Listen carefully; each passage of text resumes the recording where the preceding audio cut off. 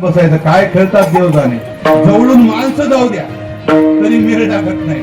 वा माणूस मुंडक घालून खाली बसतोय, जवळून जर गेलं त्याच्यात कळत नाही. इथलं त्या मोबाईलची येडं लागले माणसाला. मोबाईल नसावा अशाचा विचार नाही. गरज बी आहे त्याची या काळाच्या युगामध्ये गरज आहे, कारण धावपळीच्या जीवनामध्ये आपल्याला गरज आहे. पण मोबाईल तिथला नसावा, मर्यादेच्या पलीकडे नसावा. लय मर्यादेच्या पलीकडे वापर सुरू झाला त्या मोबाईलचा.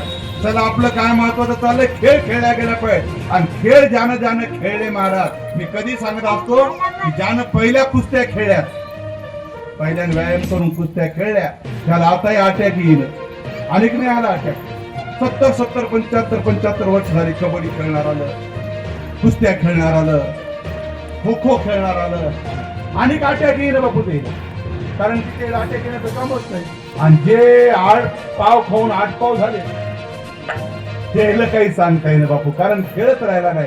खेळ खेळणं महत्वाचं आहे महाराज. हसणं पण इकडे घेऊन लागायला का महाराज. आता त्याच्यावर जीएसटी लावली का काय सरकारनं विचार केला मी. हसतच माणसं पोट म्हणून गदा गदा हसत तर सगळ्या नसा मोकळा होतात शरीरातल्या. कोणती बिमारी माणसाजवळ येत नाही. हसाय पाहिजे माणसं आहे.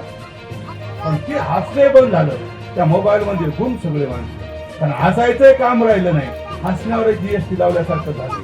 चला खेळ खेळू लागले भगवान. तर एक गोपाळ म्हणला देवा, म्हणला लय झाला खेळ राहिला. म्हणजे खांदे भार पोटी भूक, काय खेळावयाचे सुख. देवा आता एक काम कर, आमच्या पोटात भुका लागल्या, खांद्यावर वज आहे संसाराचं, आणि खेळण्यात काही मजा नाही. कारण तुम्हाला भुका लागल्या असतील, पुन्हा कवा उपास सोडलेत का नाही काय माहित नाही. बरोबर आहे का? उपास सोडलेत का नाही मला कल्पना. मी खाऊन आलो. मी